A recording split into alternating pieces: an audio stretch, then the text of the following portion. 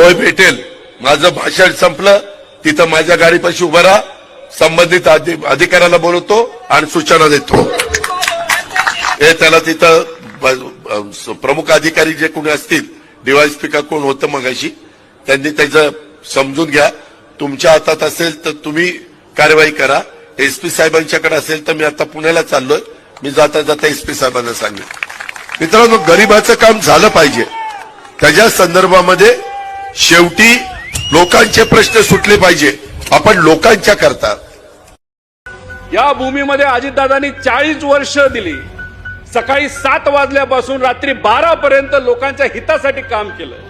परिवाराकडे दुर्लक्ष केलं. प्रशासनाला विश्वासात घेतलं.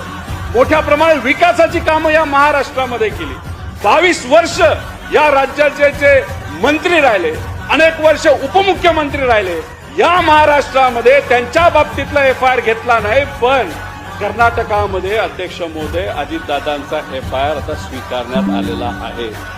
काल संध्याकाळी झालेला हा एफआयआर हा आज सकाळी या राज्याचे, महाराष्ट्र राज्याचे डीजी कडे, त्या राज्य सरकारकडनं, त्या तिथं असणाऱ्या डीजी कडनं कर्नाटकाच्या हा इथं ऑनलाईन ट्रान्सफर करण्यात आलेला आहे.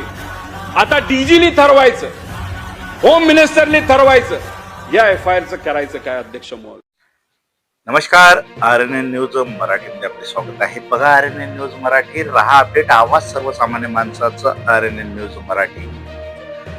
महाराष्ट्र राज्याचा एकमेव नेता ज्यांना सर्वच गोर गरीब सामान्य नागरिक, जाती पंथ समाज इतकेच काय तर विरोधी पक्षाकडूनही पसंती दिली जात होती. सदैव त्यांना पसंत केले जात होते. तिला आपलासा वाटणारा, प्रत्येकाच्या जवळचा, प्रत्येकाच्या मदतीला धावून जाणारा नेता, प्रत्येक व्यक्ती ज्यांच्या कामाला व हाकेला ओ देणारा एकमेव नेता म्हणजे स्वर्गीय अजितदादा पवार. एकाएक विमान अपघाताची दुर्दैवी घटना घडली. अजितदादा पवार यांच्या विमानाचा अपघात झाला आणि त्यामध्ये दादाचा दुर्दैवी मृत्यू झाला. दादा आपल्या लाडक्या लोकांना सोडून गेले. दादांच्या अशा अचानक जाण्याने महाराष्ट्रातल्या प्रत्येक व्यक्तीचे मन हळहळले. प्रत्येक व्यक्तीच्या डोळ्यात अश्रू व मनामध्ये दुःखाचा डोंगर होता. दादासोबत घडले काय, अपघात की घातापात, याची सखोल चौकशी व्हावी असे सर्वांना वाटत होते. पण दुर्दैवी बाब आहे जे अजितदादा पवार महाराष्ट्र राज्याचे उपमुख्यमंत्री होते व त्यांचा राष्ट्रवादी पक्ष हा भाजपा या मित्र पक्षासोबत सत्तेत होता. त्या उपमुख्यमंत्री असलेल्या अजितदादा पवार यांच्या अपघाताची साधी एफआयआर ही महाराष्ट्रात नोंद होत नाही. मोठमोठे आमदार खासदार यांना पोलीस धुडकावून लावतात. त्यांच्या एफआयआर नोंदणीच्या मागणी मान्य करीत नाहीत. विचार केला तर यापेक्षा मोठी दुर्दैवी बाब कोणती आहे. चक्क महाराष्ट्र राज्याचे उपमुख्यमंत्री असलेल्या व्यक्तीच्या अपघाताची चौकशीची मागणी पोलीस प्रशासनाकडून दाखल करून घेतली जात नाही. इतका मोठा नालायकपणा झाला. पण जनता मात्र गप्प. दादांच्या अपघाताची एफआयआर दाखल होत नाही म्हणून कर्नाटक राज्यात 0 एफआयआर करून ती महाराष्ट्र राज्यात ट्रान्सफर केली गेली. उद्देश एकच होता की अजितदादांच्या विमानाचा झालेला अपघात की घातापात याची सखोल चौकशी व्हावी.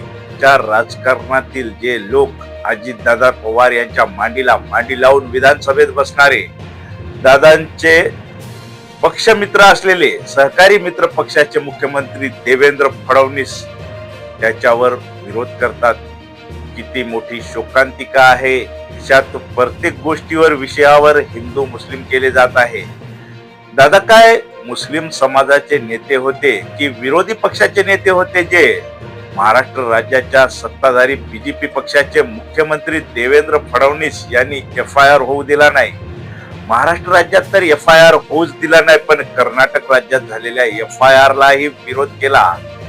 किती मोठी बोगसबाजी आणि कपटी राजकारण आहे. कालपर्यंत तुमच्या सोबत असलेल्या सहकारी मित्र पक्षाच्या नेत्याच्या अपघाताचे तुम्ही एफआयआर होऊ दिले नाही व झालेल्या एफआयआर ला विरोध केला.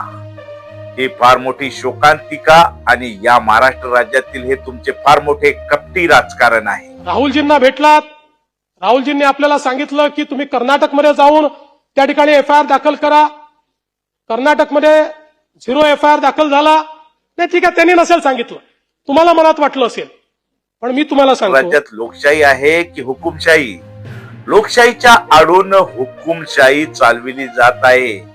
ही लोकशाही नाही तर तुमची पेशवाई आहे. मित्र पक्ष असलेल्या भाजपा पक्षाचे नेते व मुख्यमंत्री देवेंद्र फडणवीस, तुम्हाला हे शोभले का? जनतेच्या मतावर निवडून तुम्ही लोकप्रतिनिधी. जनता सर्व बघत आहे याचे भान असू द्या. आज तुमच्याकडे सत्ता आहे, ताकद आहे. तुम्ही कायम सत्तेत राहणार नाही. जनता डोक्यावर घेते तर हीच जनता जमिनीवरही आणू शकते, याचे भान ठेवा. जनता मूर्ख नाही साहेब. आता सामान्य व्यक्ती नव्हते, महाराष्ट्रातील जनतेच्या मनाचा राजा माणूस होते दादा. दमदार मोठ्या मनाचा सामान्य माणसाचा दादा म्हणून अजितदादा पवार यांची ओळख होती. जोपर्यंत माझे हातपाय हलतात ना तोपर्यंत तुमचं भलंच करीन, बाकी काय करणार नाही. मी काम करून दाखवलं, मी कामाचा माणूस आहे. मी सत्तेसाठी उभा राहिलो नाही. मी उभा राहिलो कारण महाराष्ट्र थांबू नये. शेतकऱ्याच्या जमिनीतलं पाणी, कामगाराच्या हातातलं काम, तरुणांच्या डोळ्यातलं स्वप्न, हेच माझं राजकारण होतं. निर्णय कठोर झाले, आवाज चढला, कारण वेळ कमी होती आणि काम प्रचंड होतं. मी कधीच सोपा मार्ग निवडला नाही, कारण सोपे निर्णय महाराष्ट्राला पुढे नेत नाहीत. लोकांनी माझ्यावर राग धरला असेल, पण मी कधीही महाराष्ट्रावर राग धरला नाही. हा महाराष्ट्र माझं कुटुंब आहे आणि कुटुंबासाठी माणूस शेवटपर्यंत उभा राहतो. आज जर माझा श्वास इथे थांबत असेल तर मला एकच समाधान आहे, मी महाराष्ट्र. पण सहकारी पक्षांनीच, सत्तेत असलेल्या सहकारी पक्षांनीच बालिशपणा केला व दादाचा एफआयआर महाराष्ट्र राज्यामध्ये, दादाच्या अपघाताचा एफआयआर महाराष्ट्र राज्यामध्ये होऊच दिला नाही. आणि जो एफआयआर कर्नाटक राज्यात झाला त्याच्यावरही तुम्ही विरोध केला. हा फार मोठा बालिशपणा आहे. अशा या तुमच्या डोंगळ्या राजकारणामुळे जनतेच्या मनामध्ये राग भरला जात आहे, हे तुम्ही याद राखायला पाहिजे. आज दादा सोबत नाहीत, आज दादा सोबत तुम्ही अन्याय केला, उद्याला तुमची ही बारी नक्कीच येणार. ये वक्त का चक्र है साहब, घूमकर जरूर आएगा. दादा सारख्या माणसाच्या अपघाताची या लोकांनी राजकारण केले. जनता यांना कधीच माफ करणार नाही. सामान्य माणसाच्या मनातील आक्रोश ज्या दिवशी बाहेर येईल तेव्हा हे सत्तेचा माज असलेले पेशवे नक्कीच राजकारणातून बाद होतील आणि ती वेळ जवळच आहे. स्वर्गीय अजितदादा पवार यांना RNN न्यूज मराठी कडून भावपूर्ण श्रद्धांजली.